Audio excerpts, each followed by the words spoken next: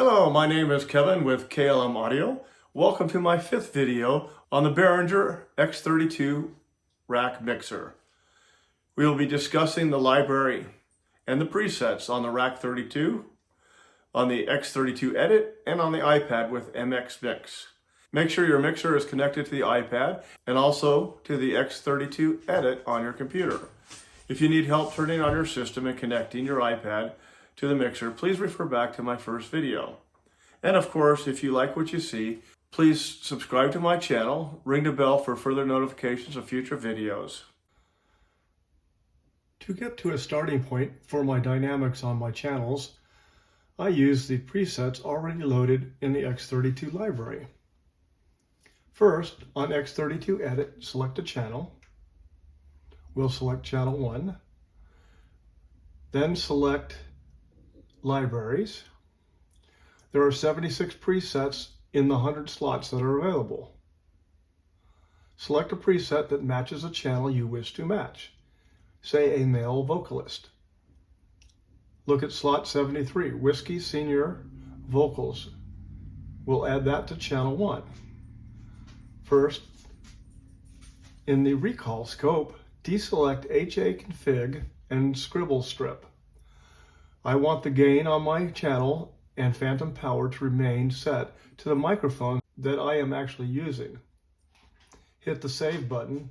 It will ask you if you want to overwrite. Select OK. Now you will see that the low cut, gate, dynamics, and EQ have changed to the new settings. If you want to add a new preset for the way you have set your own channel up, select the desired channel, say channel 15, select a library, select an open slot, say 78, select Save. The slot will become highlighted for you to add a name. Type in channel 15. Hit the Enter button on your keyboard. It will ask you if you want to save. Press OK. Now you will see slot 78 is labeled channel 15 and the flags show what you have set. What I found was that on X32 Edit, while I have channel 15 saved, they don't appear on the iPad in the MX Mix or the X32 rack in the preset selection. Let's look at MX Mix on the iPad. Select channel 1, select presets on the right side. You will find the factory settings are preset. But if you look at slot 78, nothing is saved, no channel 15. You can select channel 15 and save it now to the iPad presets, which will also save it to the X32 rack presets.